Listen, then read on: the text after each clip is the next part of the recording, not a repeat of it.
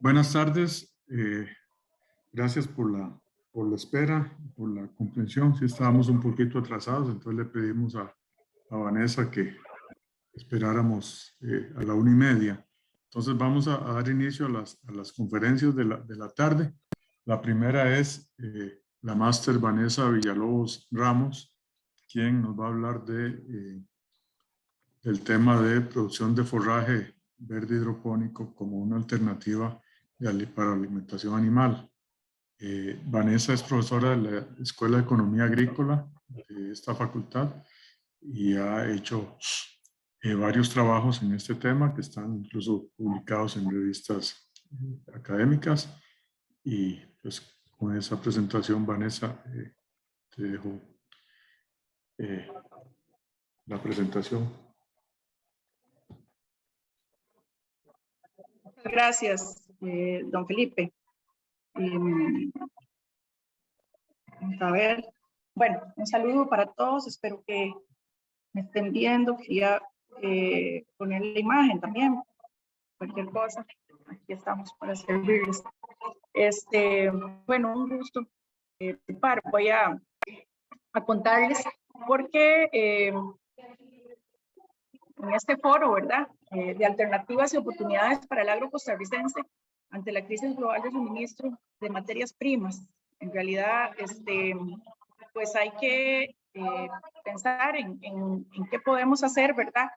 Y en realidad, con el tema de los forrajes verdes hidropónicos, fue allá por el año 2016, ya va a ser hace 8 años, que en su momento se veía al cositas de estas, cosas que salían principalmente, a mí me dijeron desde afuera, desde la relación con productores, que ellos querían información respecto a esto.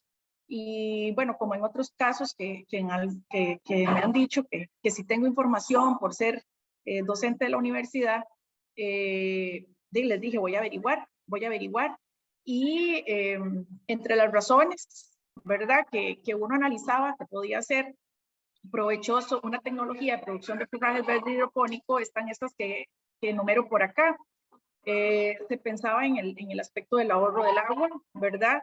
Hay un documentito, hay un manual de la FAO del 2001 que dice que para el riego controlado y adaptado al clima de la zona se requiere entre 2 o 3 litros de agua por kilogramo de materia seca de forraje verde hidropónico.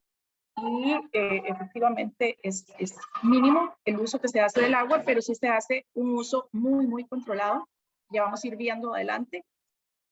Otro aspecto que destacaba era la calidad nutricional por los valores en porcentajes de proteína que tiene el forraje verde hidropónico, entre un 12 y un 18, en el caso de que se utilizara maíz, pero por aquí yo les voy a enseñar investigaciones que han hecho compañeros de la Escuela de Zootecnia, donde también lo comparan con otras fuentes de alimento.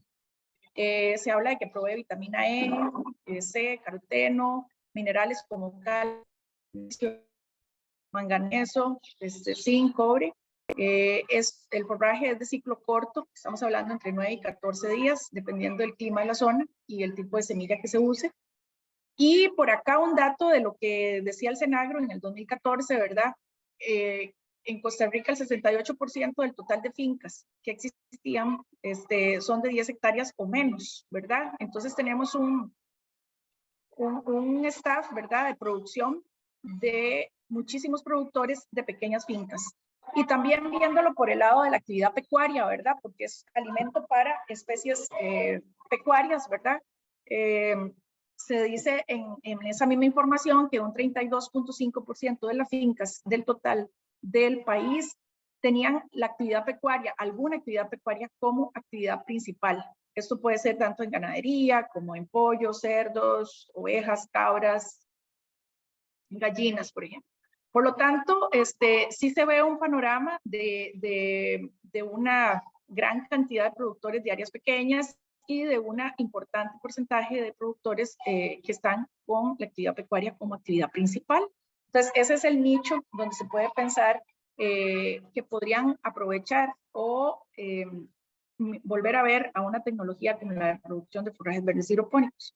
También un aspecto de autoempleo, que sí implica una actividad nueva dentro de, ¿verdad?, de la actividad regular de las familias pecuarias, y que requiere también, van a ver ustedes por acá, yo insisto mucho en este aspecto de la capacitación técnica en la producción, y van a ver por qué insisto mucho en eso. Pero puede ser una fuente de empleo complementaria, al ser una actividad como de mucho cuidado, sobre todo en la parte de inocuidad, de manejo técnico, de precisión también. Entonces se pensaba que puede generar empleo para el rubro de mujeres o jóvenes que les interese la innovación, ¿verdad?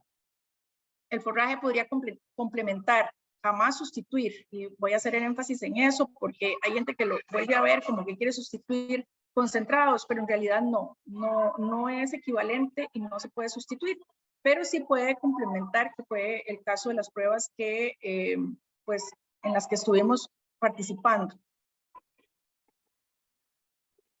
Me avisan, voy a tratar de aligerar, sobre todo en la parte ilustrativa, quizás. Dos etapas en el proceso de investigación. En el 2017-2018 fue un proyecto de extensión docente, es decir, adscrito a la Vicerrectoría de Acción Social, donde lo que procuramos fue recopilar la información existente, tanto en fuentes oficiales como, bueno, ese manual de la FAO. El MAC tenía documentadas ya al menos 3, 4 experiencias. El INA en el módulo de programa de hidroponía en San José ya tenía bastante información y estaban dando capacitación. Y también busqué productores, traté de inventariar a todo lo que pude preguntar, consultar y cosas que me mandaron de experiencias de particulares. Entonces, en este año yo me fui sobre todo a recopilar la historia de esas experiencias particulares. Una en Santa María de Dota, que alimentaban ovejas, una en Nandayure para vacunos en desarrollo y una en Tilarán para vacas de ordeño de doble propósito.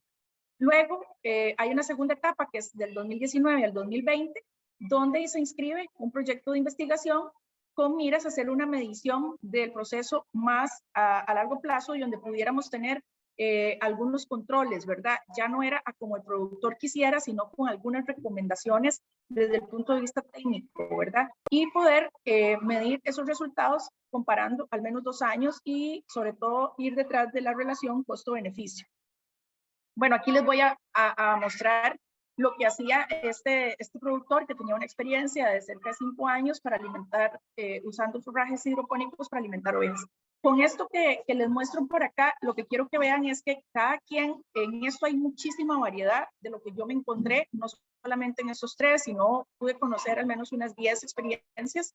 En cuanto a la estantería, en cuanto vean los plásticos de alrededor, ¿verdad? En este caso, en cuanto incluso el tipo de bandejas que usaba, digamos, en este caso se ve que usaban styrofoam, el sistema de riego aquí, que era bastante rústico, era como las mangueras y tubos que se abrían manualmente y se cerraban, a cuando el operario, digamos, trataba de tener cierta regularidad, pero dependía de un operario. Ahí se ve el maíz germinando en las bandejas, bueno, el sistema de piso que lo ven ustedes, que es como concreto lujado, que tiene unos canalitos de desagüe, ¿verdad? Ese era el sistema de riego. Y bueno, aquí se pudo ver, ¿verdad? Que, por ejemplo, el protocolo de indivisión que llamamos, que es la parte donde se promueve la germinación de la semilla, con una fase oscura, etcétera, tenía tiempos diferentes, ¿verdad? No tenía controlador mecánico, digamos, automático del riego. Ahí veíamos que la producción o la cosecha él hacía entre los 18 y los 20 días, ¿verdad? Había problemas de hongos, de exceso de humedad y las bandejas de poliestireno pues no salían muy bien. Ahí vimos que el rendimiento por bandeja, para las bandejas que él usaba, él le ponía 750 gramos por bandeja de semilla y sacaba 3,5 kilos a la cosecha. Ahí vemos algunas cosas, ¿verdad? Como lo del que se ve color verde o la problemática con que se ve de diferente tono la germinación porque el sistema de riego no es uniforme. Bueno, esas imágenes que más que lo que quiero es que vean esa gran variabilidad que hay que controlar a la hora de producir. En Guanacaste, en Tilarán, ahí poníamos porque la temperatura tiene una importante influencia en el rendimiento, ¿verdad? Este era un productor con 5 años también de producir y alimentar novillas para digamos, producción de leche.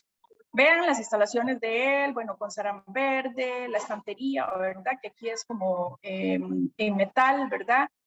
Por acá se ve un poco del forraje, del área de producción, es algo totalmente abierto, lo que está cerrado aquí es con lo que él llamaba el cuarto oscuro, ¿verdad? O la parte de la fase de oscuro de germinación, y al otro lado, esas eran las bandejas que él usaba, ¿verdad? Que eran estas que se usan como para servir comida en los comedores, ¿verdad? Y aquí vemos la producción de él con el forraje, que sí se ve bastante bien. Él usaba un riego que solamente ponía arriba y estas llevaban cierta inclinación, entonces el agua iba escurriendo de las bandejas de arriba hacia abajo, ¿verdad? Esa también implica cierta desuniformidad en el sistema de riego, entonces era solo arriba y por todo lo demás iba cayendo el agua, digamos, como reutilizada.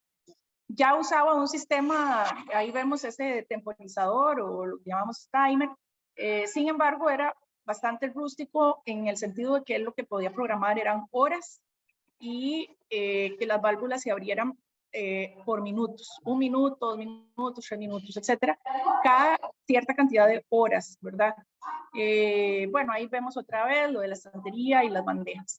Aquí este era el que usaba este señor, ¿verdad? El proceso de inhibición, un reposo, siembra en bandejas. El proceso del cuarto oscuro, por ejemplo, duraba 2 días. Luego se pasaba, etcétera. Entonces ahí vamos viendo las diferencias que usaba cada uno de ellos. Aquí tenemos, bueno, lo que sacamos a partir de la información en este producto sí tenía muchos registros, valga decir, este era un productor muy aplicado en el tema de los registros y entonces sí se pudo obtener toda la estructura de costos de lo que él producía. Ahorita se las voy a mostrar. Bueno, ahí tenemos el rendimiento por bandeja, usaba 750 gramos de semilla, perdón, en maíz y producía en promedio 3.2 kilogramos por bandeja. El costo de él andaba a 255 por kilo de forraje. Otra experiencia que pudimos documentar fue en Nandayure. Si bien es en Guanacaste, entre Tilarán y Nandayure hay bastante diferencia. Y aquí vemos también, bueno, la infraestructura, ¿verdad? Que es bastante diferente, sofisticada. En este caso es la infraestructura que se usa para producir plántulas de melón en la época de melón, que pasa desocupada prácticamente 8 meses al año, ¿verdad? Entonces andaban buscando una opción de qué podemos hacer esos 8 meses al año que no se usa estas infraestructuras. Y por eso ellos hicieron pruebas con el forraje. Vea, el cuarto oscuro era solo esto y le ponían una tapa. Listo. No tenía que ir ya otra forma, ¿verdad? Que tenían los otros productores y utilizaron bandejas. Estas bandejas son sumamente frágiles, pero muy baratas, ¿verdad? Ellas igual se les hacía los huequitos ahí con un clavo y vemos la estantería, que también pues es una estantería más cara, pero bueno, ahí vemos cómo producía el sistema de riego. Aquí sí fue muy sofisticado porque es el mismo sistema de riego que se utiliza para germinación de melón. Entonces ahí están las imágenes y también el protocolo que se siguió aquí, que es mucho más corto, ¿verdad? Que el señor de Tilarán, en cuanto a horas, ¿verdad? Y el proceso como tal, bueno, 18 horas. En el otro lado estábamos hablando de 24 horas o 2 días, ¿verdad? Y aquí tenemos una estructura de costos, que en este caso también se pudo tener acceso a registros, un monitoreo muy estricto, y logramos obtener esto. Aquí vemos que la depreciación tiene una participación importante. El maíz, ¿verdad? Esta parte de los porcentajes de la infraestructura es lo que cambia. En algunos es el maíz, el rubro, bueno, siempre es el rubro más importante, a veces tiene más peso o menos peso. Aquí, por ejemplo, la depreciación de la infraestructura, por ser una infraestructura muy sofisticada, era muy importante, y la mano de obra es bajita. En cambio, en Tilarán, la mano de obra era un rubro, el segundo más importante. Rendimiento, se pusieron 600 gramos de semilla por bandeja. Las bandejas son diferentes, entonces hay que verlo por kilo. Aquí vemos este comparativo. Nosotros sí logramos hacer, y ahorita les voy a presentar, de esta etapa las mediciones de los análisis bromatológicos de la calidad. Pero ¿qué vemos aquí? Por kilogramo, ya viéndolo por kilogramo, no por bandeja, ¿verdad? Transformamos el dato a kilogramos. Entonces, de 1 kilogramo de semilla, ¿cuánto rendía en forraje, verdad? En Andayure se convirtió en 6,59 kilos de forraje, en Tilarán en 5,33 y en Dota 5,58. El tiempo que se duró para cosecha, ¿verdad? Que se consideraba listo para cosecha en función de la altura.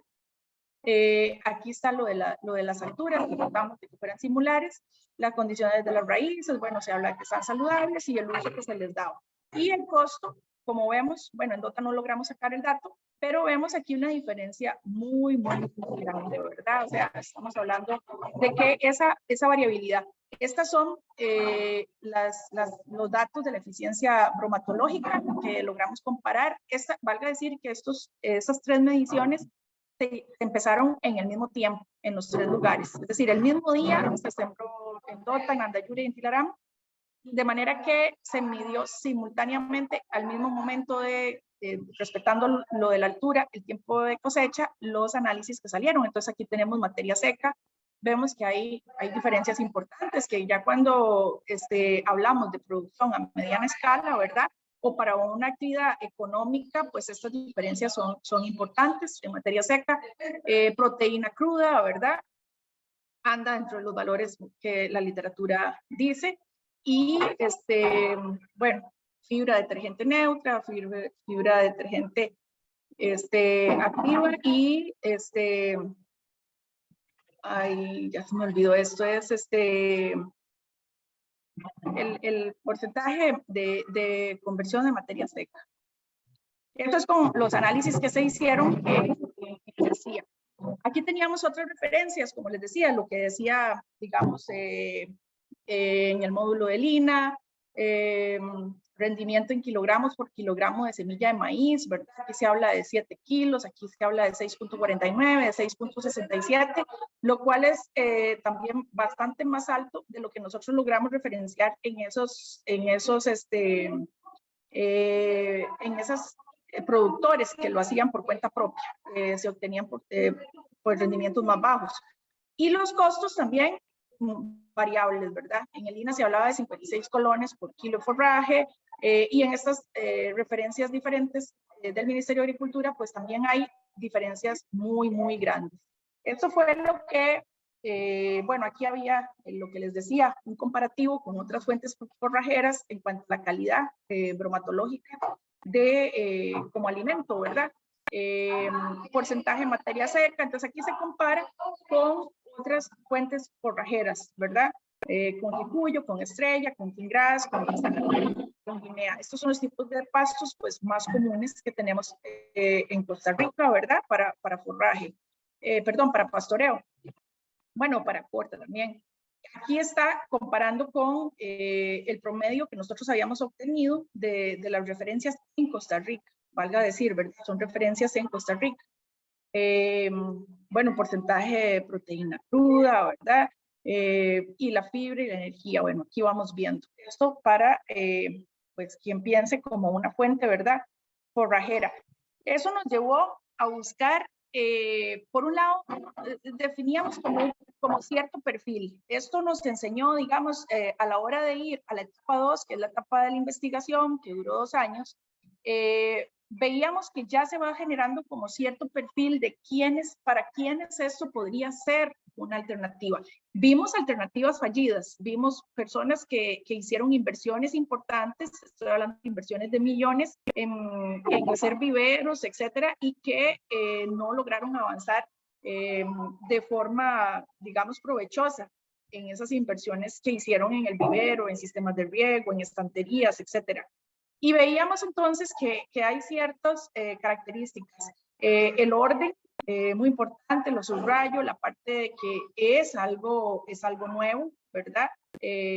Regularmente es una tecnología que todavía no estamos habituados, a pesar de que puede ser una opción, no, sigue siendo una innovación y creemos que en todo caso quienes lo van haciendo igual deben seguir mejorando. Es adaptar tecnología en el caso, por ejemplo, del sistema de riego, del uso en ambiente protegido, ¿verdad? Porque realmente es un vivero, es ambiente protegido. Y el tema de la inocuidad, que no siempre tiene esa característica, ¿verdad? Sobre todo cuando se maneja ganado o especies pecuarias. Parece ser que no necesariamente está relacionado con temas de inocuidad a la hora de producir un alimento, pero en forrajes hidropónicos la inocuidad es un factor relevante. Bueno, decíamos que fuera un productor con experiencia en la parte de producción animal, fincas pensando siempre que es una opción para personas que tienen áreas pequeñas pero que quieren sostener cierto hato, ¿verdad? Que quieren sostener cierto nivel de productividad, ¿verdad? En lo que hace, que sean personas que estén acostumbrados, ¿verdad? Nosotros decíamos que al menos 2 años de estar llevando registros y detalles, porque este proceso inicial de aprendizaje de tecnología requiere controlar factores que son muy sensibles, que en pequeños cambios, o sea, un mínimo para acá, por ejemplo, en el sistema de riego, movimientos mínimos hacen diferencias relevantes en la producción.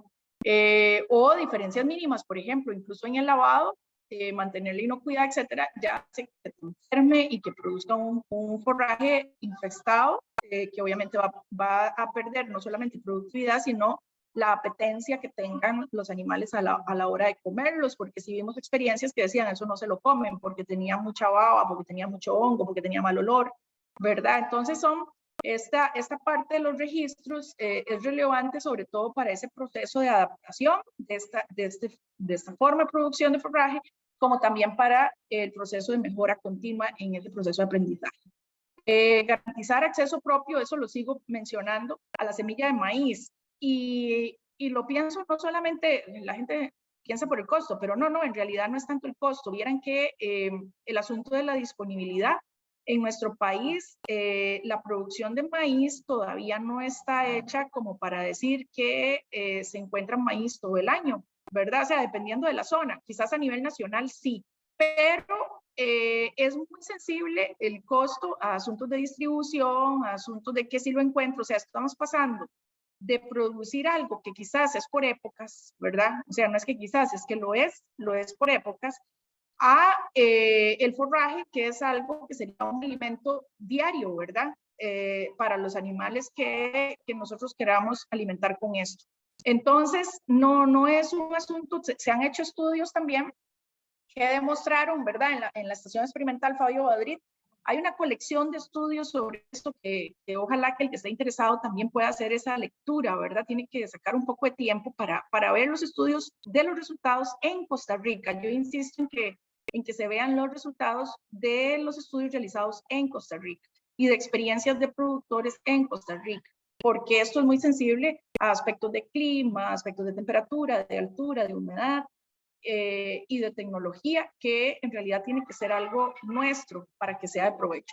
Pero el asunto es que esta semilla se ha probado que semillas con más de 4 meses guardadas en pruebas que se hicieron en la estación experimental, empiezan a perder porcentaje de germinación y de asuntos de calidad. Hay algunos que yo me encontré, varios técnicos del área de zootecnia, ¿verdad?, de producción animal, que me decían que no era viable por el hongo, ¿verdad? Sin embargo, eso, si usted tiene maíz que no es de más de 4 meses, no se da o no se manifiesta, o nos aseguramos la sanidad de la semilla. Entonces, calidad y ni qué decir de costo, ¿verdad? Y no es que lo que produzca el productor no tenga costo, claro que tiene costo, o sea, sembrar maíz tiene su costo, pero el asunto es que a nivel nacional, pues el costo cambia mes con mes, ¿verdad? Yo les digo incluso desde la experiencia en Upala, que aquí se puede conseguir de repente hasta en 5,000 colones un quintal. Eso, yo sé que eso no es lo viable para ningún productor, Pero también hay meses que usted le piden 30,000 o hasta más por quintal. Entonces, hay que tratar de tener uniformemente la disponibilidad de la semilla y que el productor tiene su costo, sí, que tiene su costo, que él trate de ser eficiente también en términos de costo, pero decir que su costo se mantiene porque él es el productor de su semilla, o al menos su vecino, diría yo, ¿verdad? Contar con espacio para vivero, disponibilidad de agua y electricidad en términos del temporizador. Sin embargo, existen temporizadores de baterías, así que esta parte de que usted va a contar con electricidad ya yo creo que no es tan relevante.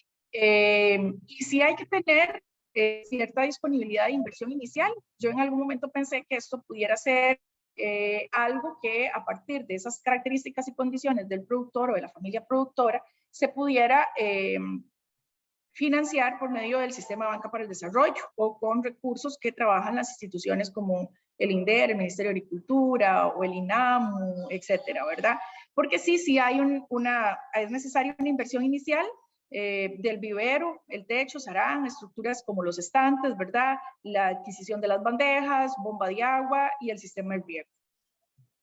Entonces, bueno, este fue el título del proyecto ya de investigación propiamente y lo hicimos en Upala. Bueno, ¿qué se hizo?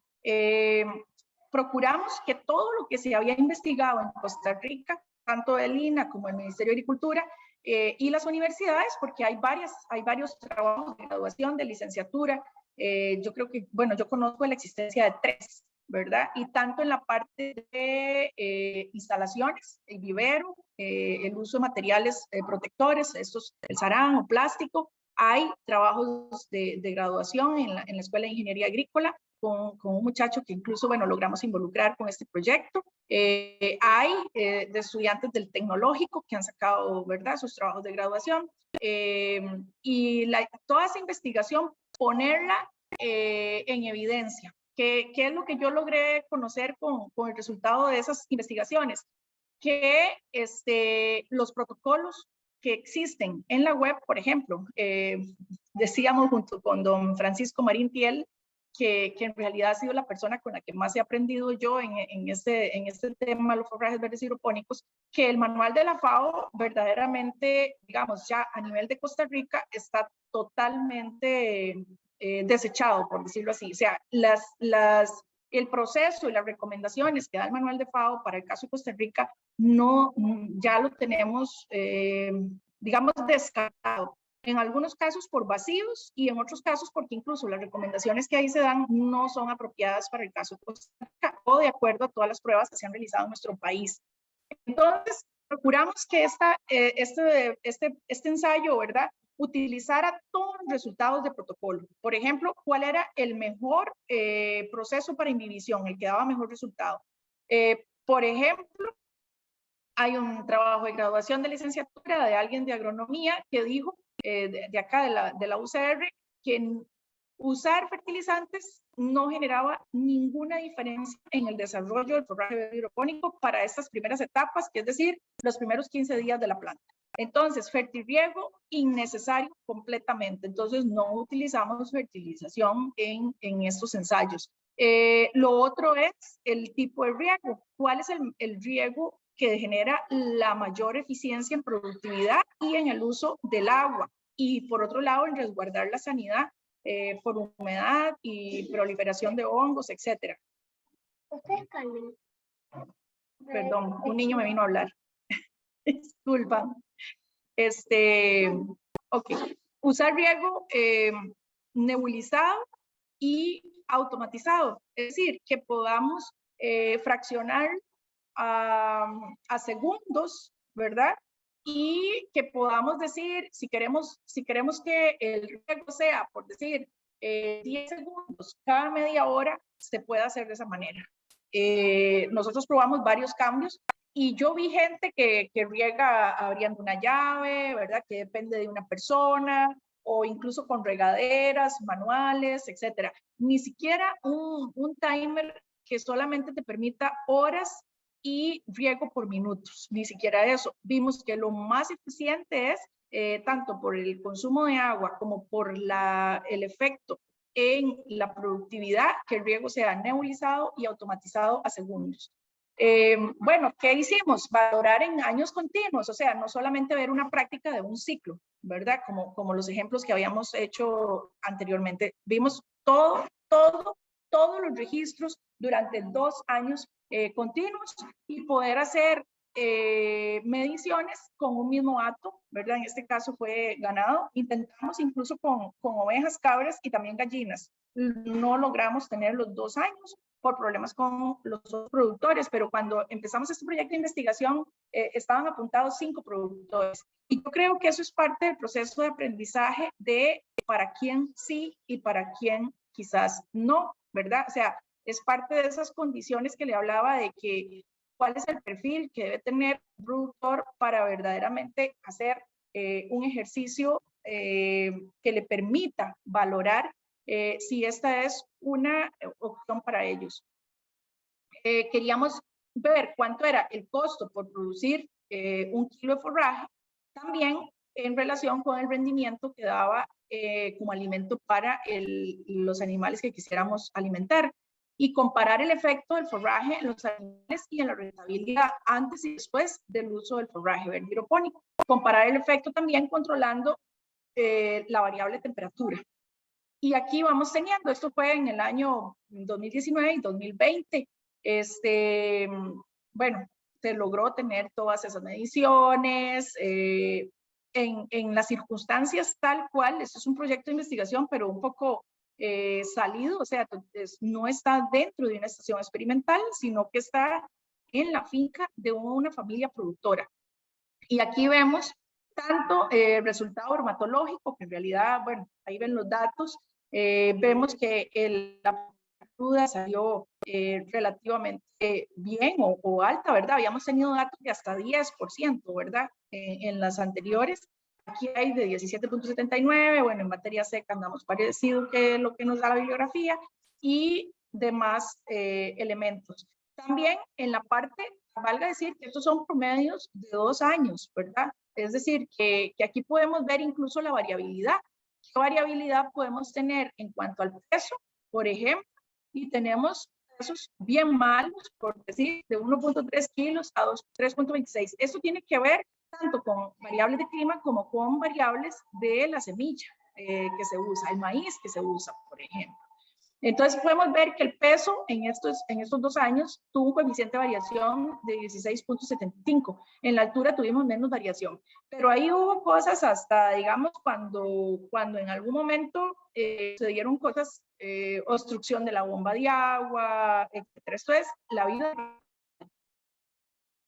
Y aquí vamos viendo, aquí tenemos desde, bueno, tenemos diciembre, enero, febrero, marzo, abril, mayo. Ok.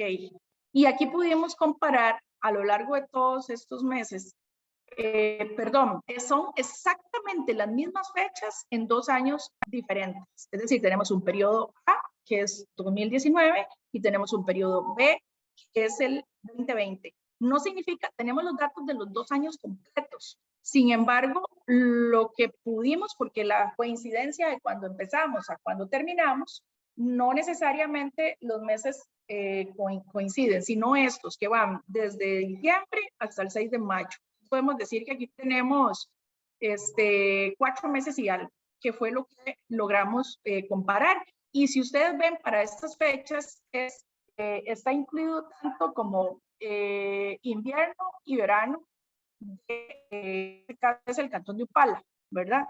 Entonces, en Upala, pues llueve bastante en diciembre, en enero todavía puede ser que esté lloviendo, ya en febrero como que vamos bajando un poco y se asume que sobre todo abril, ¿verdad? Y marzo es verano.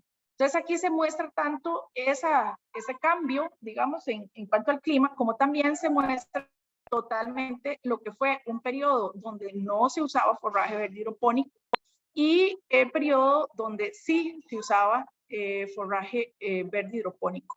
Aquí esta gran caída, que nunca la quisimos quitar, esto es un caso que se les dio un envenenamiento a ellos, un envenenamiento de las aguas, pues fue un caso que ellos nunca pudieron resolver por qué el agua estaba envenenada en los tomaderos de agua del ganado. Parece ser que fue pues algo ahí, no sé, si un enemigo comunal, una cosa así. Pero aquí ellos tuvieron ese envenenamiento, de hecho ellos perdieron 4 animales que murieron por efecto de ese envenenamiento. Entonces, por eso tenemos esta caída aquí que se ve muy, muy rara, ¿verdad? Pero que esto debió haber sido algo aquí continuado y vemos cómo la recuperación, ¿verdad? De esa fuerte caída, esa recuperación, pues aquí se va dando la recuperación y luego volvemos a los datos donde el periodo con forraje va bastante o un poco por arriba en cuanto a la producción de leche. Aquí también tenemos exactamente las mismas vacas. Esto será otro asunto que le iba a decir. Son exactamente las mismas vacas. Nosotros elegimos aquellas vacas que eran comparables, o sea, quitamos, como decir así, las vacas que eran de mucha edad, como también vacas que eran más jóvenes, más novillas, las tratamos de que siempre tuvieran pares. Bueno, entonces ahí vemos ese resultado. Aquí están los cuadros comparativos en cuanto a la producción del forraje por mes. Este es el dato que ponemos después en una estructura de costos que ustedes verán ahorita. Pero vemos acá, por ejemplo, labores manuales, incluyendo, digamos, una carga social y todo como debe ser. El precio de la semilla, que sí es el rubro de mayor peso, ¿verdad? Insumos de desinfección y después aquí tenemos instalaciones y equipos de depreciación y uso, por ejemplo, electricidad. El agua no se contempló porque es una fuente propia, ellos tienen una naciente de agua propia, pero eventualmente habría que contemplarlo. En todo caso, no se permite, tiene que ser de fuente propia, aunque sea mínima, no se permite el uso del agua, digamos, para uso producción pecuaria. El agua, digamos, de acueductos urbanos. Entonces, este es el dato y el costo por kilo, entonces, en este caso, es este que se refleja acá, 112,63. Creo que aún sigue siendo algo que deberíamos de pensar en hacer más hacia abajo, ¿verdad? O sea, que hay que ver qué podemos mejorar o qué podemos mejorar en cuanto a la productividad y a los costos o los rendimientos de cada uno de esos rubros en el costo. Pero eso lo pasamos acá, es este rubro del forraje que está acá, y vemos un periodo A sin forraje en cuanto a los costos por kilo de leche y un periodo B con forraje. Sí hay una sustitución que no fue recomendación del proyecto, esto en realidad incluso el productor ya lo venía haciendo desde antes, en la reducción de concentrados, porque, bueno, en este caso, este productor es que él hace quesos, natilla, principalmente natilla y quesos, y los vende, él mismo sale a vender o los entrega a comerciantes locales. Entonces, ok, entonces, aquí vemos el comparativo, que el costo-beneficio para este productor, aún aumentando la cantidad de producción de leche, entonces hubo una disminución en el costo total de su estructura de costos. Ok, aquí voy a acortar algunas cosas que ya mencioné, pues hay que cuidar la exigencia técnica, el conocimiento, ¿verdad? Es un proceso de aprendizaje, lo del riego que ya comenté, hay que determinar las dosis adecuadas por animal, eso tratamos de hacerlo con diferentes productores, cuál es la dosis por gallina o cuál es la dosis por oveja, por cabras productoras de leche, y en este caso, este productor también hicimos pruebas, utilizando, por ejemplo, todo eso que ustedes vieron de los cambios es con 1.25, o sea, 1 kilo, 250 gramos por animal, en los animales que se usó forraje, porque nosotros comparamos, incluso cuando ya teníamos forraje, vacas con vacas sin forrajes. Ese cambio, eso que nosotros les mostramos acá, es utilizando 1,25, o sea, 1 kilo, 250 gramos de forraje por animal. Sin embargo, sí pudimos establecer que la dosis ideal para los animales de él, que va en función de la variedad, ¿verdad? O sea, cuál es la especie, cuál es la variedad, porque en ganado vacuno tenemos mucha variedad, cuál es el peso vivo del animal, cuál es la edad incluso del animal y cuál es la etapa de producción en la que está. Es decir, no es lo mismo una vaca en plena producción en los primeros 3 meses que en producción en el mes 5 o 6, por ejemplo. Y hay que hacer esos ajustes propiamente en cada finca. Variables de aspectos fisiológicos de los animales, así como variables de características en la producción propiamente. Hay estudios, hay en la escuela, hay colegas en la escuela de zootecnia que han averiguado los efectos, por ejemplo, las gallinas, cuál es el efecto en los huevos, cuál es el efecto en la leche. Nosotros teníamos como meta medirlo, sin embargo, la pandemia nos cerró el laboratorio de la Universidad de Costa Rica, no pudimos medir efecto en la leche, y también eventualmente en los contenidos de la carne, qué sé yo, ¿verdad? Ya si esa carne, ustedes verán, hay que irse a analizar, ¿verdad? Que esta fuente de alimento puede producir diferencias. Las que hemos encontrado nos dicen que son favorables. Igual, nosotros no logramos medir diferencias en los aspectos fisiológicos de los animales, pero el productor nos dice, vea, comparando fotos nada más, los animales se ven mejor. Y él decía que había cortado el ciclo de reproducción, es decir, que se preñaban más pronto. Los costos en rentabilidad, bueno, son sensibles tanto a la calidad como al costo de la semilla, y la infraestructura debe ser adecuada a la temperatura y a la humedad de la zona. Esa es mi participación, lo que les termino de contar. Muchas gracias.